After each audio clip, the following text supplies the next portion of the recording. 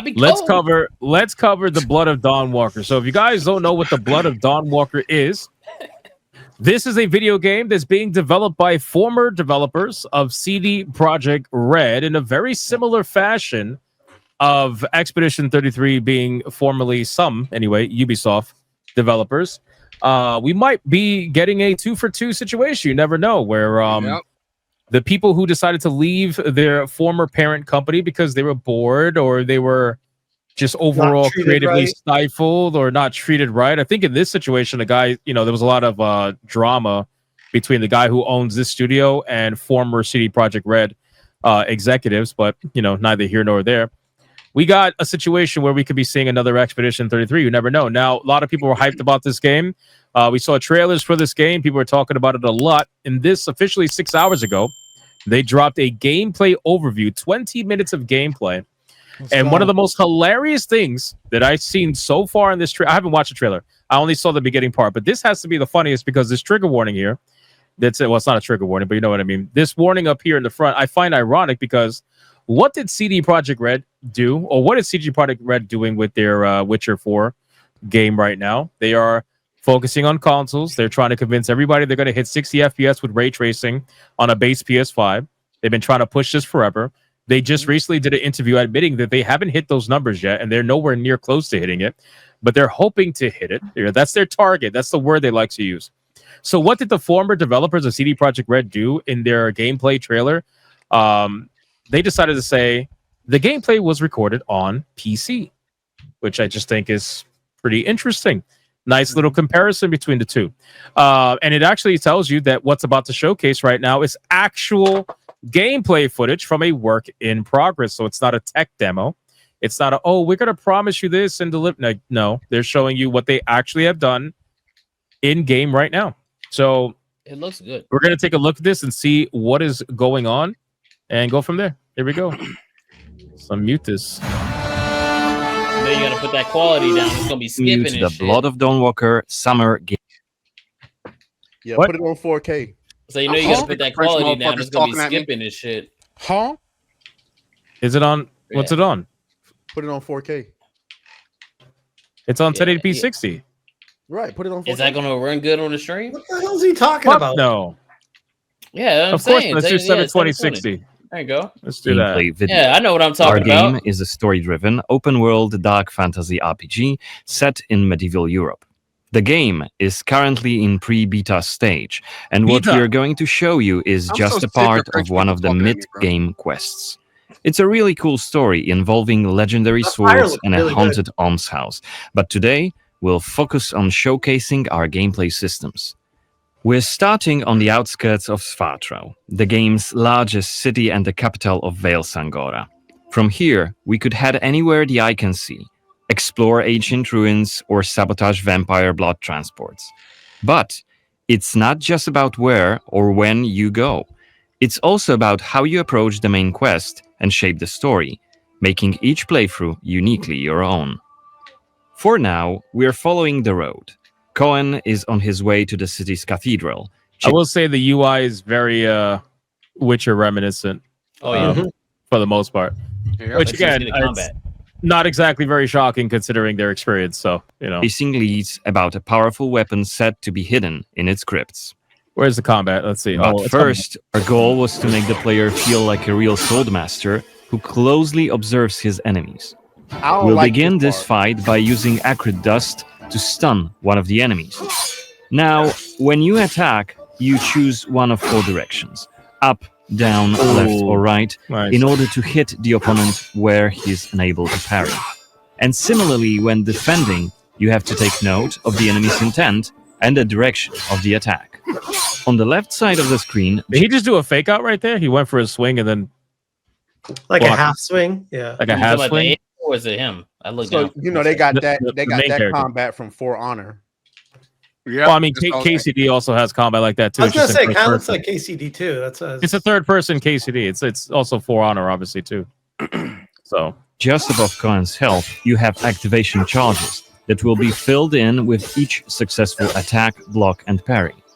Once they are full, you can use one of the active abilities, which allow you to take a more tactical approach to fight. So for the people who are saying this looks like Witcher combat, I would have been with you on that.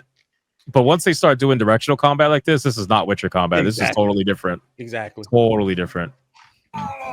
We started the fight by throwing some acrid dust. And now let's cast Burning Blood. It's a hex which boils the enemy's blood and burns their skin, dealing physical damage over time. Now this part I didn't like. All right, time to finish this fight. What you said? That part I didn't like. That little quick little execution, that one shit, like it didn't feel impactful. It didn't feel meaningful. And then it's a repeat execution. I don't like that. That has me concerned. Do you think they're going for more based in a little bit more like, I don't want to say realism because obviously vampires and shit, but do you think their version of magic would probably be a little bit more simplistic, like you just burn someone's blood? You know, well, they talk about it after the gameplay. They were talking about it. Yeah, they were going more deep into like dark magic, so not like the fancy kind of shit that you would see in like The Witcher and stuff like that. So yeah, that is mostly what they're doing. Yeah, it's more so like that shit would come with demons. Like it ain't that magical shit where you cast a spell and everybody, ooh, no, you cast a spell in this shit and everybody, oh shit, somebody's finna die. Like right, so it's not like ultra flashy, basically.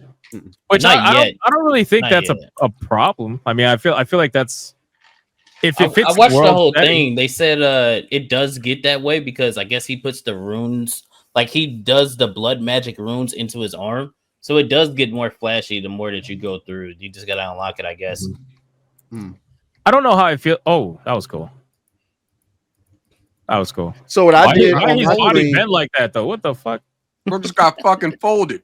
That's what that was. No, but his leg went like AI reversed. What the fuck?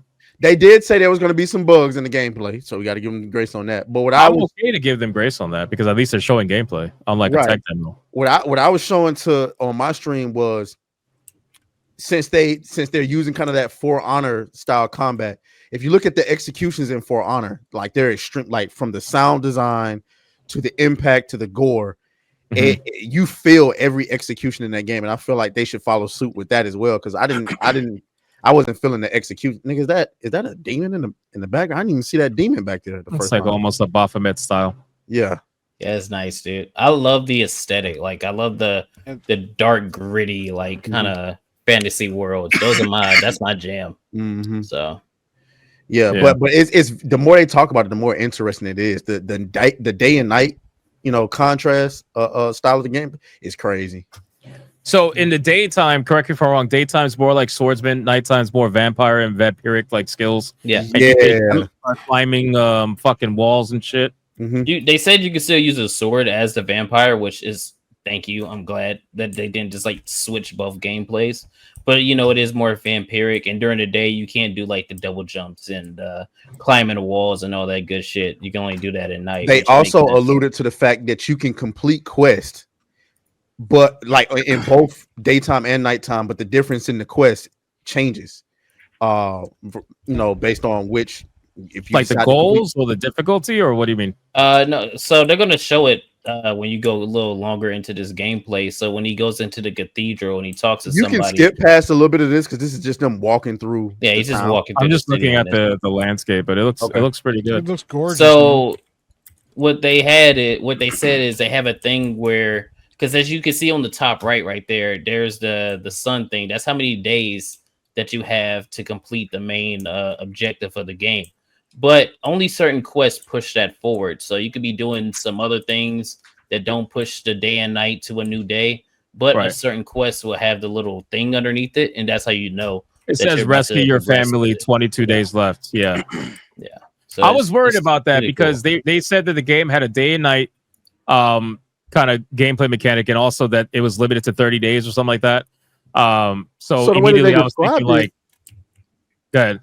I'm sorry, I didn't mean to interrupt you. No, go. I did, but I wasn't. Just go. but no, I'm a little bit confused on, because the way that they described it is not a restriction; it's a resource, and I'm not entirely clear on what that means. Maybe Kata picked up on that. When I was listening to the rest of it, it's basically just how you go through the game, like how you try to go through the main quests. Like if you want to progress a certain quest to push forward, then you can. If you don't, then you don't. So I guess that's what they mean by that. Because you could skip certain quests just because you don't want to progress the story further. But if you do another quest, it could probably lock out that other quest that you were doing. So I guess it's more like the player choice thing that they have going on. My best guess is that certain quests, because they alluded to the fact that quests change based on whether or not you're doing it in the daytime and the nighttime. And they also alluded to the fact that one of the bosses that they fight in this is a mid-game boss, despite the fact that they're fighting her in the beginning. And so my best guess is the player is going to decide on, okay, should I do this quest during the day or during the night? And if you're fighting something during the day, like, yo, maybe I should just approach this during the night, well, you progress the time.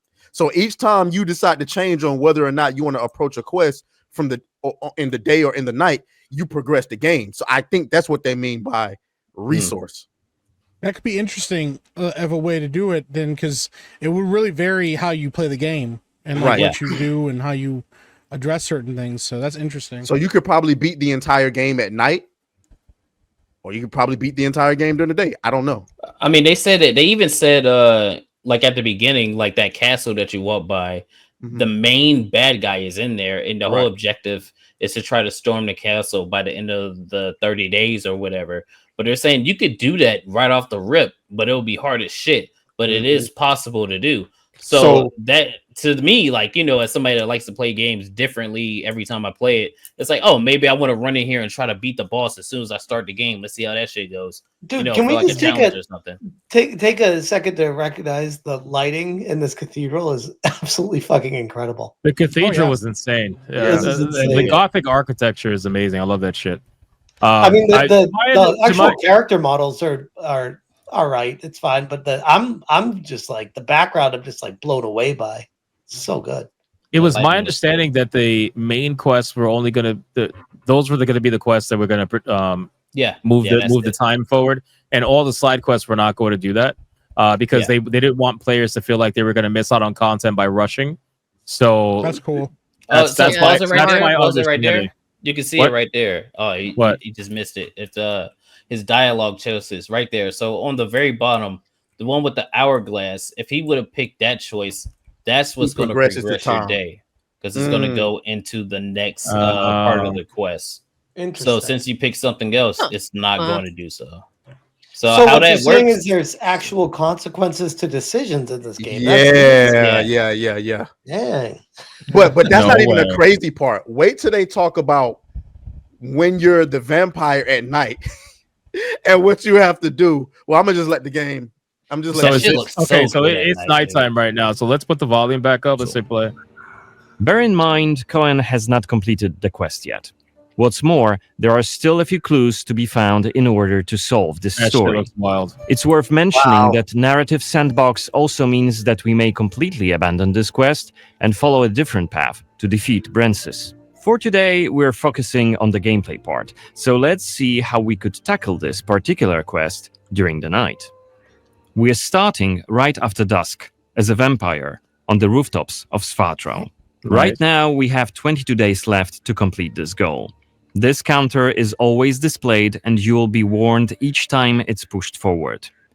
So you have to be aware of the time, and it's more of a resource you will be spending than a racing clock.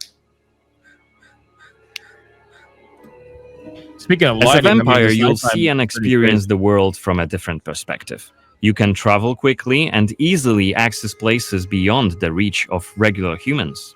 Let us show you what we mean. This is Shadow Step, a unique vampiric ability, allowing Cohen to jump to almost any place within his reach. Now, let's take a good look around using the focus mode.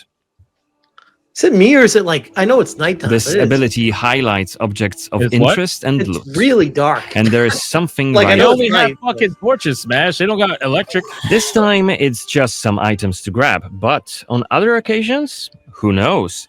You might come across a hidden quest. I kind of like it, though, to be honest. Looks like our health is quite it fits the whole like Gothic theme. Like I think the darker it is at night, the better. Yeah. You know? That's fair. This is because, as a vampire, your health bar also represents your hunger level, and you start each night thirsting for blood. Here we go. Remember, you have to quench this appetite in order to make full use of your vampire abilities.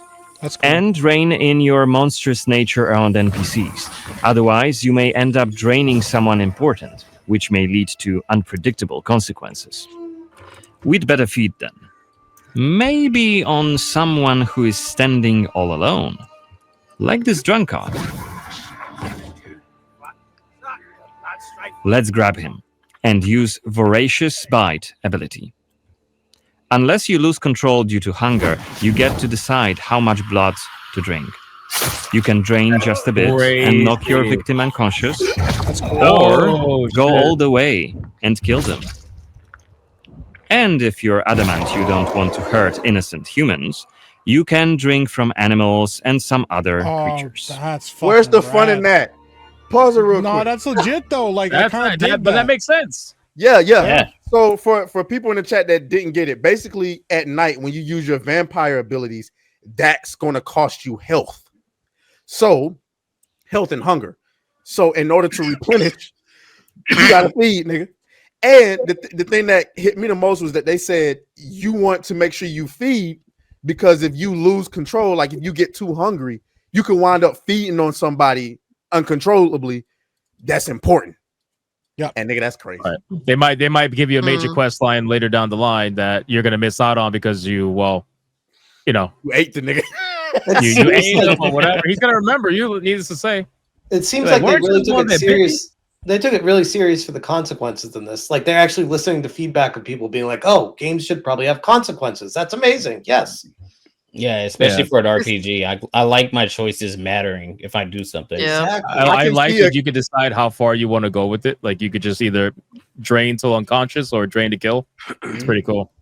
I wonder how that's going to go for like population though. So like, say you start killing people, and you're pushing the days forward. How would that go if like you're like, out there he's going to kill the whole city? That's what I was thinking. Quest. I want to know how that goes. I want to do a playthrough where I just slaughter everybody, and they say, "Well, congratulations, bitch. There's no game to progress in because you killed game's everybody." over. It just says you win? Question mark. Yo, somebody said, "Can we bite the booty cheek?" Yo, get the damn. It's an important question. It's logic. Finally, we are at the cathedral, but it seems to be closed for the night. And the entrance gate is well guarded. Let's find another way in.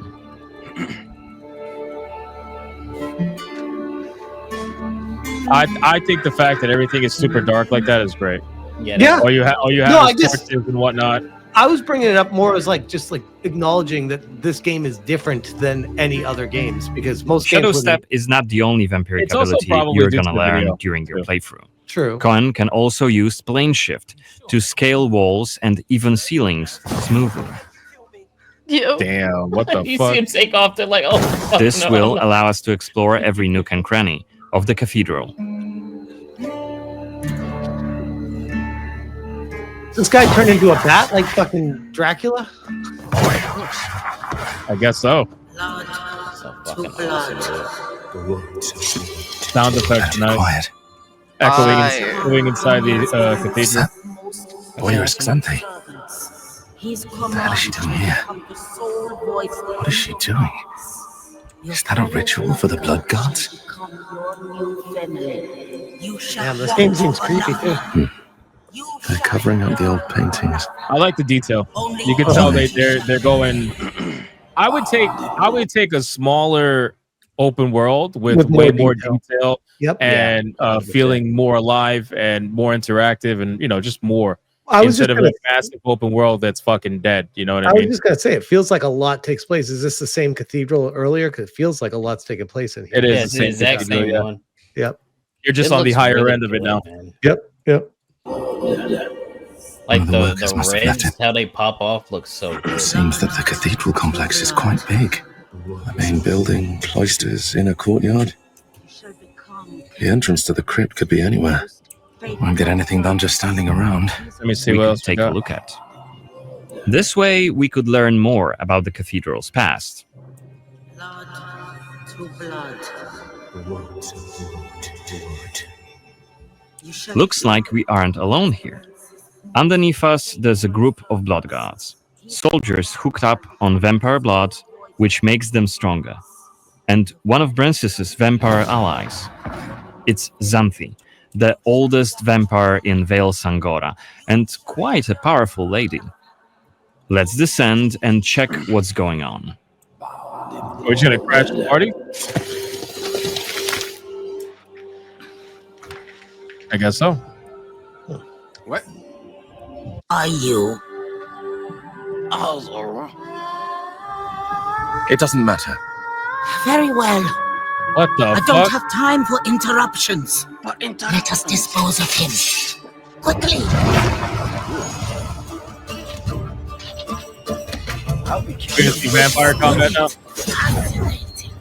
Cohen is using his claws to attack when in vampire form. Blood guards are dual-wielding opponents. Their attacks are pretty strong. Of course, even when fighting with claws, combat is still directional. Don't worry, Cohen can still use his sword as a vampire. You can't live That was fucking sick. Only after defeating all three of the blood guards, Xanthi deems Cohen worthy of a challenge, and she descends to face him. I don't like the way the bodies die. They just kind of like float to their death. Yeah, But yeah. It's not impactful. They gotta is fix it? it. Yeah, they gotta fix it. She uses her blood control powers to cast a multitude of attacks, like her blood whips that I don't like hit the way Cohen she fights from left and right. Is that like the different? Xanthi- Is that the different phases she has? Probably like phase 1, phase 2. I see like 2 red dots on her health bar. I don't know what She is protected by a powerful vampire ability. Once her stamina runs out, Cohen will have an opportunity to strike and deal some damage. But be careful, because Xanthi is quick to counterattack, and she will also try to restore her blood. Meanwhile, look at the indicator just below her health and stamina. It's a timer for the boiling blood skill that you've seen in the CGI trailer. So, if we don't hurry, the timer goes down to 0, and Cohen will eventually explode. Oh shit! And we're dead. Remember, we were only mid-game here, and Xanthi is one of the game's most punishing enemies. Defeating her right here and right now is very much possible, but it would be hellishly difficult. A fun challenge for hardcore players. Otherwise, we could load the game and explore the cathedral without drawing her attention. Or try to get to her while she's not surrounded by bodyguards. Options. Xanthi, like all other vampire allies, has her own questline. Explore it, and you can learn more about her past, motivations, and maybe even try to reason with her. What you do is entirely up to you. Remember, our design principle is the narrative sandbox. There is no difference between main quests and side quests. There's just different stories that you weave together into your own unique adventure. But that's coming in 2026. For now, I'd like to thank you for joining me. What are the chances this game comes out before GTA 6? I think it is going to come out before. Probably will. Yeah. I'm sensing a spring time frame. Maybe. You think so? Yeah, because they want to go with like the moons and shit, probably, right? Because that's how they've been doing it. Yeah. I don't know. I think the gameplay looks pretty solid, man. I think it looked like a pretty nice, crafted open world game. It's gonna really come down to, I guess, the gameplay loop and really the resource management of the time. Like, if it's really restricted, people are not gonna like it. Yeah. Well, that's what they said. They said verbatim, it's a resource, not a restriction. So, yeah, they'll say that, and then you get to the game, it's like, hurry up, motherfucker! You gotta get going. My only thing is, I'm a vampire at night. I just need the combat to feel a little bit more impactful. I need to feel like I'm slaughtering niggas. I'm not saying make it easy. I'm saying when I like you mentioned how the bodies are floating. When I'm killing people as a vampire, I need blood everywhere. Yeah, I definitely need some more impact. Not to say that this won't have good combat, but realistically speaking, how many Western RPG video games actually have good combat? Crickets. I mean, For Honor. I talked about For Honor. that's not an RPG. Not an That's RPG. not a- Oh yeah, you said an Not an RPG. RPG game. I'm sorry.